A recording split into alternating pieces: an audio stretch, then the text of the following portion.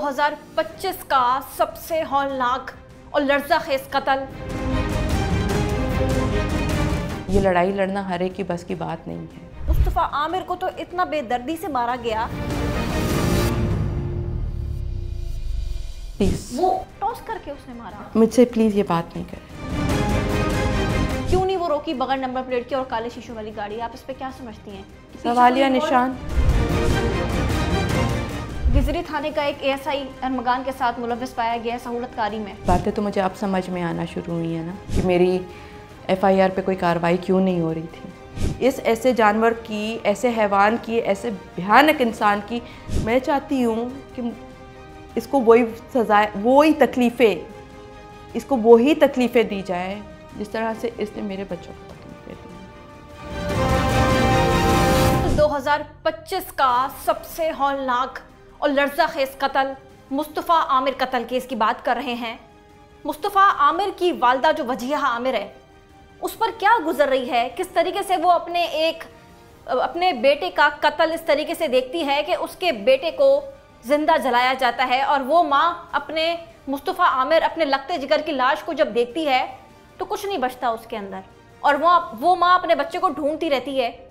उस माँ की ज़बानी सुनेंगे, क्योंकि एक बहुत दर्दनाक उस माँ के लिए है जिसका बेटा बेदर्दी से कत्ल किया गया, और मरकज़ी मुलज़िम अरमगान जो है और उसका जो वालिद है मुबैना तौर पर बचाने की कोशिश में है अरमगान को। केस लेकर चल रहे हैं इनके घर वाले मुस्तफ़ा आमिर के। इस वक्त हमारे साथ जो है वो मकतूल मुस्तफ़ा आमिर की वालिदा मौजूद है। बात यहाँ पर मंशियात की नहीं, बात यहाँ हो रही है कत्ल की, बेदर्दी से लर्ज़ाखेज़ कत्ल की, जो कि 2025 का हम देखते हैं या साल का सबसे बड़ा कत्ल, सबसे ख़तरनाक कत्ल यही नज़र आता है। जी हाँ, आमिर मौजूद हैं और आपको लिए चलते हैं उनकी तरफ। बस की बात नहीं है इस प्रेशर से गुजरना। ये लड़ाई लड़ना हर एक की बस की बात नहीं है। वो अगर नहीं आगे आना चाह रहे, वो नहीं एफआईआर करना, वो उनकी अपनी चॉइस है, but she is the victim. उस पर जुल्म हुआ है उसके ऊपर, और खाली मुस्तफ़ा आमिर को तो इतना बेदर्दी से मारा गया। पहले उस पर तशद्दुद किया गया। उसके साथ हमने देखा कि खेलों में, क्रिकेट में टॉस होता है, वो टॉस करके उसने मारा। मुझसे प्लीज़ ये बात नहीं करें। बिल्कुल, ये एक अफसोसनाक है। एक मतलब इंसानियत ख़त्म हो जाती है जिसके अंदर, मतलब वालदा तो जितनी हिम्मत से उन्होंने हमसे बात की, हम देख रहे हैं कि इतनी हिम्मत भी चाहिए होती है बोलने के लिए अपने बेटे के कत्ल के ऊपर, और इतना बेदर्दी से उसको मारा गया कि टॉस किया गया 3 बार। टॉस कहाँ होता है? इंसानी जान लेने के लिए टॉस पहली दफ़ा हमने देखा। मरकज़ी मुलज़िम अरमगान जो है वो उसको डंडों से इतना मारा कि वो खूना खून हो गया। खूना खून जब वो हो गया तो कपड़े से बांध के उसको डिग्गी में डाला, डिग्गी में डाल के उसको ये हब तक लेकर गया। मुझे ये बताएं, जब ये कराची से हब तक लेकर गया तो क्यों नहीं चेकिंग की गई पुलिस की जानिब से? आप कराची पुलिस की नाअहली समझती हैं इसके अंदर? इस बारे में मैं कुछ नहीं बोलूँगी। ये सवाल करने का आप लोग हक रखते हो, क्योंकि ये गाड़ी के पीछे तो मेरे बच्चे को ढूंढ नहीं रहे थे कि काश कोई पुलिस वाला रोकता और आपका बच्चा जिंदा हो, उसमें ज़ख्मी हालत में मिल जाता। काश कि कराची में लॉ एंड ऑर्डर की सिचुएशन जो है, अगर कराची पुलिस थोड़ा सा चेक करके स्नैप चेकिंग लगाते हैं ये लोग, क्यों नहीं वो रोकी बगैर नंबर प्लेट की और काले शीशों वाली गाड़ी? आप इस पे क्या समझती हैं? सवालिया निशान, कोई सिस्टम पे सवालिया निशान, हमारे सिक्योरिटी पे सवालिया निशान। गिजरी थाने का एक एएसआई अरमगान के साथ मुलव्वस पाया गया सहूलतकारी में। बातें तो मुझे अब समझ में आना शुरू हुई है ना कि मेरी एफआईआर पे कोई कार्रवाई क्यों नहीं हो रही थी। जब उस लड़की को अस्पताल ले जाया गया है तो डिफेंस थाने के और 15 के एहलकार आते हैं और जान छुड़ा के चले जाते हैं वहाँ से। अपनी अरमगान था, क्योंकि अरमगान के खिलाफ कोई कार्रवाई नहीं होती। तब भी आपने जब आवाज़ उठाई है तो कड़ी से कड़ी खुली है, और ये सारे सहूलतकार सामना है जिसमें हमारे खुद कानून नाफिज करने वाले इदारे शामिल हैं। इसमें आप क्या कहेंगी? मेरा तो नुकसान हो गया, अब इनके लिए कहने या ना कहने से मेरा बच्चा वापस नहीं आएगा। तभी तो खड़ी हूँ मैं, तभी तो अपना दुख दबा के, उसको एक एनर्जी समझ के इसलिए खड़ी हूँ कि मैं इनको बताऊँ कि प्लीज़ इसको बाहर मत निकालो। सिर्फ ये 2-3 वाक़ये सामने आए हैं। एक दिन वो तशद्दुद करके फेंक देता है, दूसरे दिन वो किसी को तशद्दुद करके जान से मार देता है, तीसरे दिन पता नहीं वो अब निकलेगा तो वो तीसरा क्या करेगा और चौथा क्या करेगा, या पास्ट में वो क्या करता आया है। इस ऐसे जानवर की, ऐसे हैवान की, ऐसे भयानक इंसान की का बाहर होना नहीं है। मैं चाहती हूँ कि इसको वही सजाएं, वही तकलीफ़ें, इसको वही तकलीफ़ें दी जाए जिस तरह से इसने मेरे बच्चों को तकलीफ़ें दी हैं।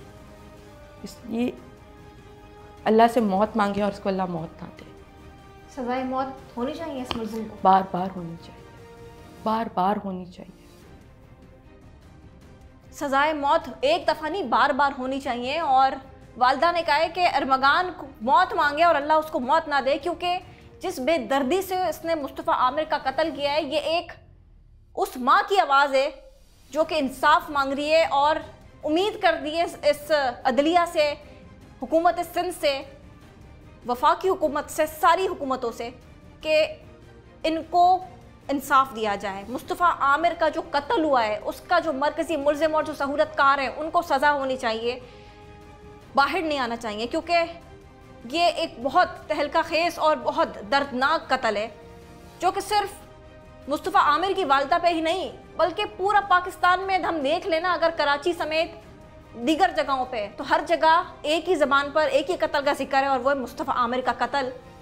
कि पूरी आवाम यही बोल रही है कि मकतूल मुस्तफ़ा आमिर की वालदा को इंसाफ मिलना चाहिए, चाहे आप सोशल मीडिया उठा के देख लें, चाहे वो अवामी राय आप देख लें, चाहे वो कहीं पर भी देख लें।